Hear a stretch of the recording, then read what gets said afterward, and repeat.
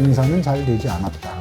국가에서 시키면 해야 됐었거든요. 그렇죠. 면제점 판매를 위해서 명품이 들어온 게 90년대 명품의 시작이었습니다. 그때 생겨난 게 소위 청담동 스타일이란 건데 서울 서구역의 수제학원이 지금 키높이 구독하고 그렇죠. 있는데 그때 미소페 소다 텐디 그분들이 돈 많이 버셨죠. 그때 제가 타임월드 루이비통 들어갈 때 바이어였는데 네. 자동차가 몇 대 덜 팔려서 광고보다 늦었습니다. 뭐, 안타깝습니다.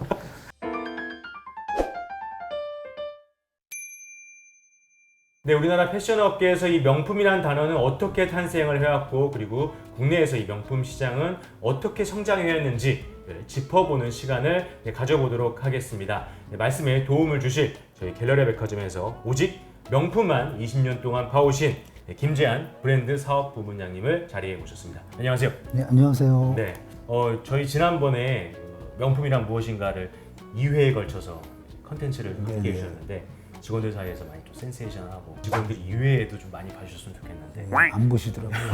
명품 오픈런은 레저다.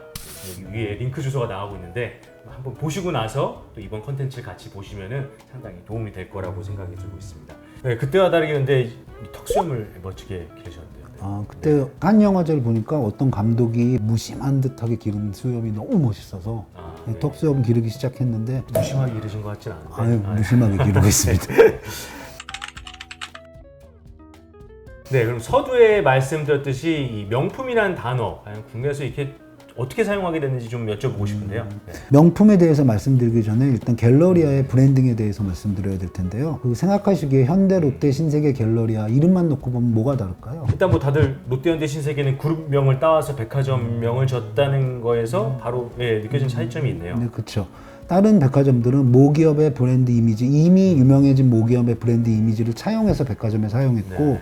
갤러리아만 한화 백화점이 아니라 그렇죠. 갤러리아라는 백화점만의 브랜딩을 했다는 게 특이한 점이고요. 네. 그 과정에서 이제 갤러리아 압구정점에 명품관과 생활관 두 가지로 나눴습니다. 네. 그때 명품관에 영문 표기가 뭐였다고 생각하세요? 저희는 지금 럭셔리 홀이니까 그쵸, 럭셔리. 그쵸. 네, 럭셔리. 예. 근데 그때는 특이하게도 마스터피스 홀이라고 했습니다. 사실 럭셔리라고 하면 영문으로 보면은 고가품이나 사치품이라는 단어를 쓰는 게 훨씬 더 네. 명확한데 우리나라에서 럭셔리를 명품이라고 해석하게 된 계기는 저희가 그때 처음 만들 때 명품관을 마스터피스 홀이라고 하고 사용하는 게 그 계기가 되었다고 할 수 있습니다. 배경이 이제 사실 럭셔리라고 했었으면은 사치품이라고 카테고리를 네, 지을 그쵸. 수는 없잖아요. 네. 마스터피스라는 게 뭔가 네. 명작 이런 네, 느낌이 있다 그러니까, 보니 그쵸. 거기에 어울리는 단어가 명품이라는 단어를 차용을 해서 명품 카테고리를 네, 만들어냈다라는 말씀이시군요. 네. 하긴 그게 또 마케팅 할 때도 사실 유리하긴 하겠네요. 그쵸. 명품이라는 그 단어 자체가 더 주는 어감이 네, 사실 네. 훨씬 더 나은 부분이 있으니까요.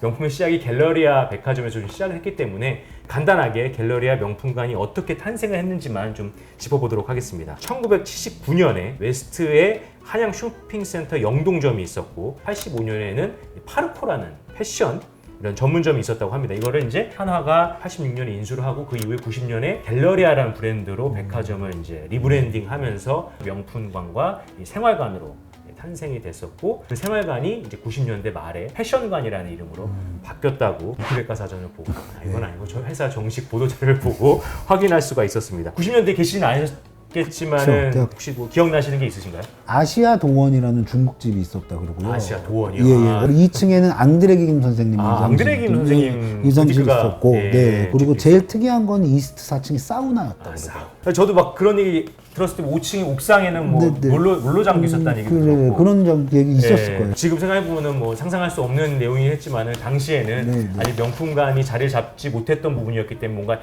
엔터적인 그런 시설이 지금 네. 어떻게 보면은 많이 자리하고 있었던 것 같습니다. 90년대 당시에 이제 갤러리아가 이제 명품 브랜드들이 다들 1호점을 오픈했다고 저도 듣고 있었는데 90년대에 이제 까르띠에랑 구찌가 있었고 94년에 페라가모, 95년에 아테스토니, 97년에 샤넬 에르메스, 99년에 이제 루이비통, 디올, 셀린, 로에베 등 뭐 수많은 명품들이 들어오면서 국내 처음으로 에루샤라고 일컬을 수 있는 명품 3대장의 MD를 완성시키게 됐다고 합니다. 이런 명품 브랜드가 이 90년대에 갤러리아에 이렇게 쏙쏙 자리 잡을 수 있었던 배경이 있었을 것 같은데요.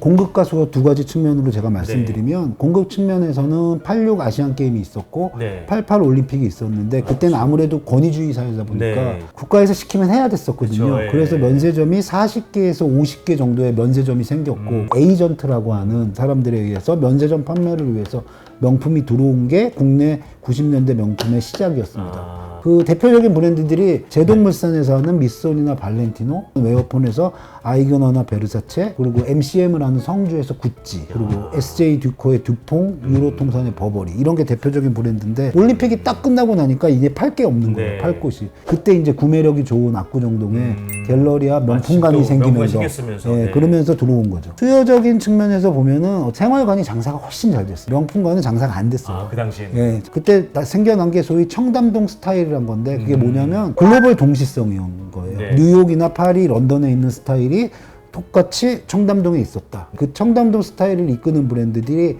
아까 말씀드렸던 에이전트들이 갖고 온 명품이 아니라 네. 국내 디자이너 브랜드, 제가 잘 쓰는 표현인데 해외 명품 브랜드를 오마주한 타임마인 같은 브랜드였고요. 그거 외에 영캐주얼 브랜드 마르테 프랑스와 저버 같은 게 팔리고 그런 옷을 입다 보니까 영에이지나 에스콰이어나 네. 이런 네. 신발 네. 신기가 조금 애매하잖아요. 네. 네. 그러니까 성수동이나 서부역에 있는 수제화 네. 거기 있는 브랜드들이 들어와서 브랜딩하게 된 게 미소페, 텐디, 소다 같은 거. 서울 서구역에 수제화거리는 지금 키노피구도 팔고 그쵸, 있는데 그쵸. 예전에 그게- 그게 바로 명품관에 들어왔었던 그런 브랜드. 그때 미소페, 소다, 텐디 그분들이 돈 많이 버셨죠. 아, 90년대 명품을 한마디로 하면 직진출이 아니라 네. 에이전트가 운영하는 네. 명품의 도입기였고 장사는 잘 되지 않았다. 장사는 잘 되지 그게 90년대 아, 그게 명품. 팩트군요. 장사가 잘 되지 되지 않았다. 않았다. 그렇게. 그게 90년대 명품. 2000년부터 뭐 명품의 뭐 고속 성장기죠. 21세기 들어오면서 이제 명품 시장의 확장기라고 할 수 있을 텐데 이제 기존에 저희 갤러리아뿐만이 아니라 지방으로도 이제 명품들이 진출을 하기 시작합니다. 1995년 WTO에 가입하면서 네.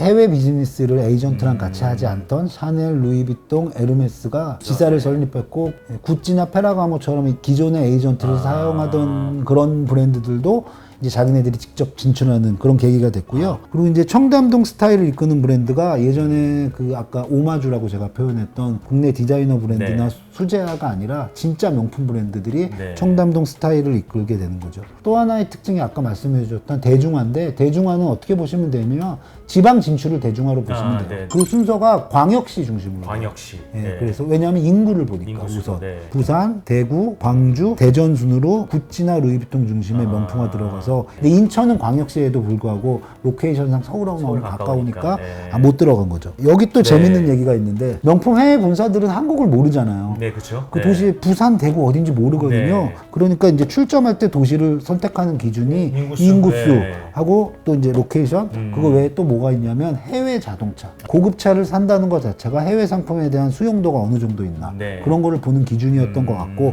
그때 제가 타임월드 루이비통 들어갈 때 바이어였는데 네. 자동차가 몇 대 덜 팔려서 광주보다 늦었습니다. 한 서너 대 차이로 안타깝습니다. 2000년 시작과 더불어 저희 갤러리아 명품관 역시도 또 한 번의 이제 변화를 하게 되는데 이제 까르띠에, 티파니, 불가리 3대 보석도 다 들어오게 됐고 2000년 초에 저희가 전 고객 다 발레 파킹 서비스를 하고 있거든요. 그걸 2002년도에 처음 실시했다고 합니다. 그리고 2003년도에 VIP만을 위한 전용 라운지를 국내 최초로 시작을 했고 그리고 무엇보다 2000년대 가장 하이라이트는 패션관을 문을 닫고 완전 지금의 웨스트 미디어 파사들로 이제 리뉴얼한 건데 당시 미디어 파사드라는 외관이 사실 국내 최초였다고 합니다. 부문장님께서도 2000년에 입사하셨으니까 당시에 그럼 계셨던 거잖아요. 그죠. 네. 저는 근데 웨스트가 아니라 이스트에 근무해서 아, 이스트 근무. 네, 웨스트에 근무한 친구들이 너무 부러웠죠. 웨스트 직원들은 네. 유급 휴가를 갖고 있어요. 아, 일본에 시장 조사도 가고 뭐도 하고 했는데 저는 이스트에서 계속 근무하면서 웨스트 직원들이 얼마나 부러웠던지 저 하여튼 이스트에서 근무하면서 제일 기분 나빴던 순간 중에 하나가 그때였습니다. 웨스트 네. 그 당시 웨스트가 이렇게 리뉴얼하고 나서 처음으로 쓰였던 단어가 이제 수입 브릿지? 그 수입 브릿지라는 단어는 어떻게 생긴 건가요? 사실 수입 브릿지라는 단어는 업계 용어라기보다는 네. 갤러리아의 용어입니다. 아, 갤러리아. 예, 세 가지를 섞은 거라고 보시면 돼요. 가지. 예, 네. 수입 컨템포러리, 명품 세컨 브랜드, 명품. 그리고 디퓨전 브랜드라고 디퓨전. 요 세 개를 합쳐서 네. 말 그대로 브릿지라는 이름을 써서 네. 명품하고 네, 네. 일반 브랜드 사이에 있는 브랜드다. 네. 그래서 네. 그 대표적인 게 띠어리, 바네사 브루노, 그렇죠. D&G, 클럽 모나코 당시에. 뭐 그런 것 정도 보시면 되고요. 현재는 그런 이 브릿지라는 단어 안 쓰고요. 네. 수입 컨템포러리, 컨템포러리로 그렇죠. 많이 쓰죠, 정리된 지금. 상태죠. 네, 그렇죠. 예, 근데 저는 이제 컨템포러리라는 단어에 대해서 약간의 불만이 있어요. 컨템포러리 브랜드는 미국의 바니스 뉴욕이라는 백화점에서 아주 추억의 진짜 얼진 세븐진 그 네. 프리미엄 댄님들 네. 그리고 그때 유행하던 브랜드를 합쳐서 그 플로어를 바니스 코압이라는 거 브랜딩을 했어요. 네. 그래서 그게 컨템포러리라는 브랜드가 생겨난 생겨나게 것이고요. 된 예. 유닛 개념이네요. 유닛 뭔가. 개념 네. 맞습니다. 모르실 줄 알고 그 표현을 안 썼는데, 예, 근데 지금은 그게 특정 브랜드를 지칭하는 상품군의 이름이 돼버렸어요. 단어의 의미 자체가 시대에 따라서 브랜드가 달라지는 거니까. 네. 컨템포러리 브랜드가 뭐다 이런 거 사실상 모순이죠. 어찌됐든 현재 갤러리아가 있게 되게 큰 역할을 한 건 컨템포러리 브랜드고요. 네, 네. 정리를 한번 해보자면 네. 국내 디자이너 브랜드로 시작해서 네, 그렇죠. 수입 네. 컨템포러리 명품 순으로 해서 지금의 갤러리아가 이렇게 만들어진 거라고 보시면 됩니다. 네.